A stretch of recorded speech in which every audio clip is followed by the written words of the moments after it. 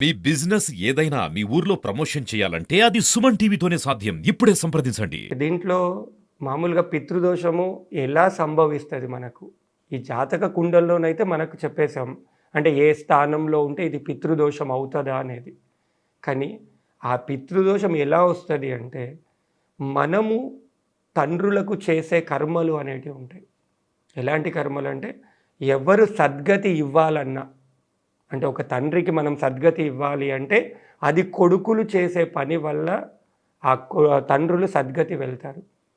ఎలాంటి సద్గతి అంటే మామూలుగా ప్రతి మనిషి కూడా జీవించి ఉన్నప్పుడు మంచి చేశాడనుకోండి, అన్ని మంచి కార్యక్రమాలు చేశాడు, మంచి పనులు చేశాడు, దానాలు చేశారు, ధర్మాలు చేశారు. వీళ్ళందరూ ఎక్కడికి వెళ్ళిపోతారు? చనిపోగానే సరిగ్గా స్వర్గానికి వెళ్ళిపోతారు. సరే, కలియుగంలో పుట్టాము, ఏదో కొంత ఇబ్బంది పెట్టుకున్నాము, ఏదో కొద్ది తప్పు నడవడిక నడిచాము. వాళ్ళు ఎక్కడ చనిపోయిన తర్వాత ఎక్కడికి వెళ్తారు? వాళ్ళు నరకానికి వెళ్తారు. నరకానికి వెళ్ళి వీళ్ళు చేసిన తప్పులకు అక్కడ శిక్ష అనుభవించి మళ్ళీ వారు స్వర్గానికి వెళ్ళిపోతారు. అంటే మామూలుగా ఎవరు చనిపోయినా ఆ చనిపోయిన వాళ్ళకు సద్గతిని ఇచ్చేవాళ్ళు కొడుకులు. ఆ 12 రోజులు చేసే కార్యక్రమాన్ని బట్టి వాళ్ళు ఎక్కడికి వెళ్ళాలా అనేది కొడుకులు పంపించే యాత్ర, అది సద్గతి యాత్ర.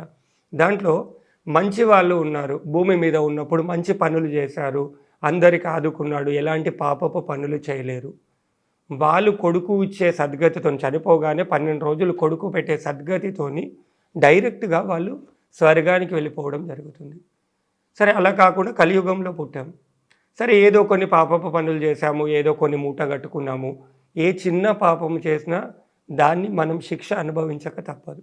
అది ఎక్కడ ఉంటుంది ఆ శిక్ష అంటే నరకంలో ఉంటుంది.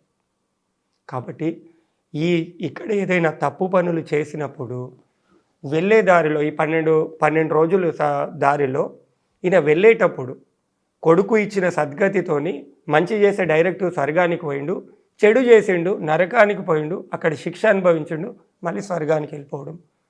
ఇది జన్మ అనేది ఇలా తిరుగుతూనే ఉంటుంది. ఎక్కడికి పోయినా స్వర్గానికి పోవాలా, మళ్ళీ జన్మకు రావాల్సిందే. ఎక్కడికి పోవాలన్నా ఇచ్చేవాళ్ళు మాత్రం, సద్గతి ఇచ్చేవాళ్ళు మాత్రం ఎవరు? కొడుకులు ఇవ్వాలి. చనిపోయిన తర్వాత 12 రోజుల కర్మ ఎవరైతే శాస్త్రోక్తంగా మంచి పద్ధతిలో చేసి ఆ పితృలకు సంతోష పెడతారో అప్పుడు ఆ ఆత్మ అనేది ఎక్కడికో ఒక దగ్గరికి చేరుతుంది. ఇప్పుడు ఏ కొడుకైనా సరిగ్గా చెయ్యనప్పుడు ఆత్మ ఉందా? అటు నరకానికి పోదు, ఇటు స్వర్గానికి పోదు. చనిపోయిన వాడు కిందికి రాడు. ఇప్పుడు ఆత్మ అనేది అలా ఉంది. ఇప్పుడు ఆత్మని ఎవరు మనం సద్గతిని ఇవ్వాలి? ఆత్మకి ఎలా మనం శాంతి చేకూర్చాలి? ఆత్మ అలానే ఉంటే ఏం చేస్తుంది మనకు? ఆత్మ ఏం చేస్తుందంటే, తనను రక్తం సంబంధించిన పుట్టిన వాళ్ళు ఉంటారు కింద, లేదా తన ఆస్తులు అనుభవించే వాళ్ళు ఉంటారు. ఆస్తులు అనుభవించే వాళ్ళు కానీ, తన రక్తం పంచుకొని పుట్టిన కింద ఉన్న ఎవరైతే బతికి ఉన్నారో వాళ్ళు చేసే పుణ్యాలన్నీ కూడా వాళ్ళు తీసుకొని వెళ్ళిపోతారు. ఎప్పటి వరకు? ఎప్పుడైతే ఆత్మ సద్గతి పొందుతుందో అప్పటి వరకు కూడా వీళ్ళు చేసే పుణ్యాలన్నీ వెళ్ళిపోతాయి. అలా వీళ్ళు వస్తూ ఉంటారు, పంతులు గారు నేను యజ్ఞాలు చేస్తాను, యాగాలు చేస్తాను, యాత్రలకు వెళ్తాను, ప్రతి సంవత్సరం ఒక దేవుణ్ణి దర్శనం చేసుకుంటాను, ప్రతి సంవత్సరం ఇది చేస్తాను, అది చేస్తాను, అయినా మాకు ఇంట్లో జరిగింది ఏమీ లేదు, ఇప్పటికీ మేము ఇంకా కష్టంలోనే ఉన్నాము. ఆ కష్టంలో ఉండడానికి కారణం ఏంటంటే, ప్రతి మనిషి చేసే పుణ్యము మన దాకా ఉంటే అది మనకు లక్కులా మారుతుందన్నమాట. ఎవరైనా ఏది చేసినా పూర్తి స్థాయిలో ఎవరము చేయలేము. మనకు దైవానుగ్రహంతో కొంచెం సపోర్ట్ కావాలి. ఆ సపోర్ట్ ఉన్నప్పుడే మనం పైకి ఎదగగలుగుతాం. కొడుకు లేని పక్షంలో, మొత్తానికి సద్గతి లేనప్పుడు అమ్మాయి ఉన్న అల్లుడు పెడతాడు. ఎవరో ఒకరు, ఎవ్వరు లేకపోయినా, కొడుకులు కూడా లేరు, అసలు వేరే సంతానమే లేదు, ఎవరు చేసినా చనిపోయిన తర్వాత ఎవరు చేసినా 12వ రోజు చుట్టమో ఎవరో ఒకరు చేయాలి కదా. అలా చేసినప్పుడే వాళ్ళు సద్గతి వెళ్తారు. లేదంటే ఆత్మరూపంలో తిరుగుతూనే ఉంటుంది. కొడుకులు లేరు, సరే కొడుకులు లేరు, ఆయన మాత్రం దోషకరంగా ఉన్నాడు, ఆయన ఇబ్బంది పెట్టుకున్నాడు, ఆత్మలానే ఉన్నాడు, ఎటు చేరలేడు. పోనీ ఎంతో కొంత ఆస్తి అయితే మిగిలిస్తాడు కదా. ఆ మిగిలిచ్చింది ఎవరో ఒకరు తినాలి కదా. ఎవరైతే చనిపోయిన వాళ్ళ ఆస్తి తింటున్నారో, 1 ఎకరం పొలం వదిలేసి వెళ్ళిపోయాడు టక్కన, ఆయనకు చేయడం మాత్రం చేయలేడు, ఆస్తి మాత్రం తింటున్నాడు. ఆస్తి ఎవరైతే తింటున్నో ఆయనకు ఆ పితృదోషం తగిలినట్టే. కాబట్టి ఏదైనా ఆయనకు సద్గతి ఇవ్వు. ఆ 12వ రోజు కర్మలు సరిగ్గా చెయ్యు. ఆయన నీ వాడు కాకపోయినా సరే ఆయన ఆస్తి తిందామన్నప్పుడు ఆయనకి ఏ సద్గతి ఇవ్వాలో ఆ సద్గతి ఇచ్చినప్పుడు ఆయన ఆస్తి తిను, తప్పు లేదు. కానీ ఆయనకి ఏమి చేయకుండా మిగిలిపోయిన ఆస్తిని తింటారా, వాళ్ళు మాత్రం ఖచ్చితంగా మళ్ళీ ఆ పితృశాపాన్ని అనుభవించవలసిందే. తర్వాత ఆ దోషం వచ్చిన తర్వాత ఇప్పుడు తీయాలి కదా, మళ్ళీ దోష నివారణకి ఏం చేసుకోవాలనేది. అంటే రాకముందు వేరే, చనిపోయిన తర్వాత మనం చేయకముందు వేరే. ఇవి తెలియకుండా, అంటే చనిపోయింది తెలియదు, ఆయన ఎక్కడ ఉండో తెలియదు, అలాంటప్పుడు ఆయన రక్తం సంబంధించుకొని మనం ఉన్నప్పుడు కూడా మనం ఎవరైతే ఆ వెళ్ళిపోయిన వ్యక్తికి సద్గతినివ్వాలనుకున్నప్పుడు తెలియగానే మనం ఏమి రెమెడీస్ చేసుకోవాలో అది చెప్తాను. ఫస్ట్ ఇక్కడ ఉన్నది పూర్తిగా మనం వచ్చిన శాపానికి, వెళ్ళిండు నరకానికి ఎవరైతే వాళ్ళు అనుభవిస్తున్నారో, ఎవరైతే ఆ పితృశాపాన్ని అనుభవిస్తున్నారో, ఎవరైతే పితృలకు సరిగ్గా చేయలేదో, చనిపోయిన తర్వాతనే కాదు, అందరూ అనుకునేది అదే, బతికున్నప్పుడు కూడా తల్లిదండ్రులను సరిగ్గా చూడనప్పుడు కూడా, అకాల మరణం తల్లిదండ్రులు చెందినప్పుడు కూడా ఆ పితృశాపం కొడుకులకు వస్తుంది. వచ్చినప్పుడు దాని ప్రభావం ఏంటంటే ప్రతిదీ ఏది చేసినా కలిసి రాకపోవడము, ఇలాంటి కార్యక్రమాలన్నీ కూడా జరుగుతూ ఉంటాయి. మరి వచ్చిన శాపం అయితే వచ్చింది, ఆ శాపం వచ్చిన శాపాన్ని మనం ఎలా నివారణ చేసుకోవాలి, అది మనకి ఎలా తెలియాలి, పితృశాపం వచ్చిందా లేదా అని ఎలా తెలియాలంటే జాతకంలో ఉన్న గ్రహాలను పరిశీలించుకున్నప్పుడు ఆ పితృదోషం అనేది తెలుస్తుంది. నివారణ చేసుకునే మార్గంలో మొదటి నివారణ మార్గం, మనకు పితృలను సరిగ్గా చేసేది, పితృలను సంతోషపెట్టేది పిండ ప్రదానము అంటారు. ఇది రావడం కూడా దశవర్షాత్ అంటారు. అంటే 10 సంవత్సరాల ముందు ఏదైనా కారణం చేత చనిపోయిన, 10 తరాల ముందు ఎవరు ఏదైనా కారణం చేత చనిపోయి వాళ్ళు సద్గతి పొందకుండా ఆత్మరూపంలో ఉన్నా వాళ్ళకి చేయవలసింది ఏంది, పిండ ప్రదానాలు.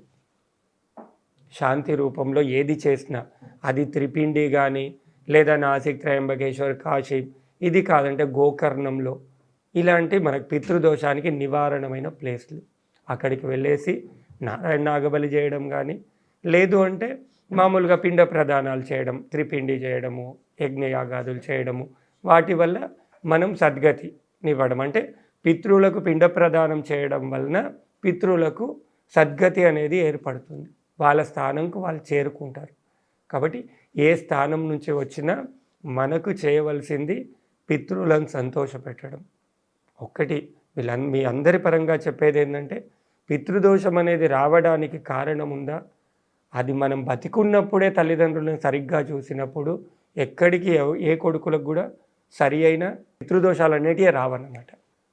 అంటే అందరూ కూడా, ఇప్పుడు ఎవరైనా అందరికీ డబ్బుతో కూడిన వాళ్ళు ఉండరు కాబట్టి ఒకళ్ళు నాసిక్ వెళ్ళలేరు, ఆ గోకర్ణము వెళ్ళలేరు, డబ్బు పెట్టి బ్రాహ్మణుల ద్వారా కూడా పెద్దగా చేయించుకోలేని వాళ్ళు కూడా తను ఉన్న దగ్గరలో ఉన్న నదీ తీరాలు ఏవైనా ఉంటే అక్కడికి ఒక బ్రాహ్మడికి తీసుకొని వెళ్ళి అక్కడ పిండ ప్రదానం చేయించేసి తర్వాత ఆ బ్రాహ్మడికి అన్నదానం, సాహిత్య దానం ఇచ్చిన ఆ పితృదోషం అనేది, మనం చేసే కర్మలో, మనం చేసే దాంట్లో ఏది కర్మ చేస్తున్నామో ఆ కర్మ మనకు పరిపూర్ణంగా ఉండాలి. ఇలానే చేయాలి, అలానే చేయాలని ఏ శాస్త్రము చెప్పలేదు. లేని వాళ్ళకి యజ్ఞమే చేయించాలంటే కాదు కదా, చేసే కర్మ ఆత్మతృప్తితో చేయాలి, ప్రేమతో చేయాలి వాళ్ళకి. అలా చేసినప్పుడు నువ్వు ఏది చేసినా ఏమీ లేదు, ఒక బ్రాహ్మడు తీసుకుపోయి నది ఒడ్డున సాహిత్య దానం ఇచ్చేసి ఆ పితృలకు ఇంత తిలాలు వదిలేసేయండి, అలా కూడా పితృదోషం పోతుంది.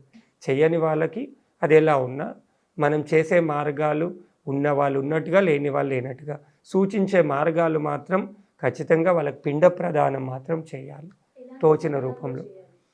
అవి పుష్కర టైంలో చేయడం కానీ, లేదా మంగళవారం పితృదోష నివారణకి చాలా మంచిది.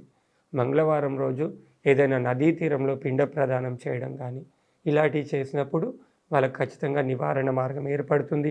ఇంట్లో అకాల మరణాలు వెళ్ళిపోయి ఆ మృత్యుంజయుడి అనుగ్రహం వల్ల మంచి సంపూర్ణమైన ఆరోగ్య సిద్ధి, సంపూర్ణమైన ఆయురారోగ్యాలు ఇవన్నీ కూడా చేకూరి మళ్ళీ తొందరగా, అంటే కళ్యాణం కూడా లేట్గా అయ్యే వాళ్ళకి ఈ పితృదోషం అనే పితృశాపం అనేది వెళ్ళిపోయినప్పుడు, ఎలాంటి దోషాలు వాళ్ళకి అంటనప్పుడు టయానికి పెళ్ళిళ్ళు కావడము, సంతానం కావడము, అయిన సంతానము ఆయురారోగ్యాలతో నిలబడము, ఇవన్నీ కూడా పితృ శాపం వల్ల వచ్చినాయి. పితృదోషం వెళ్ళిపోయిందంటే ఇవన్నీ మళ్ళీ సక్రమంగా మనకు ఉంటాయి అవి.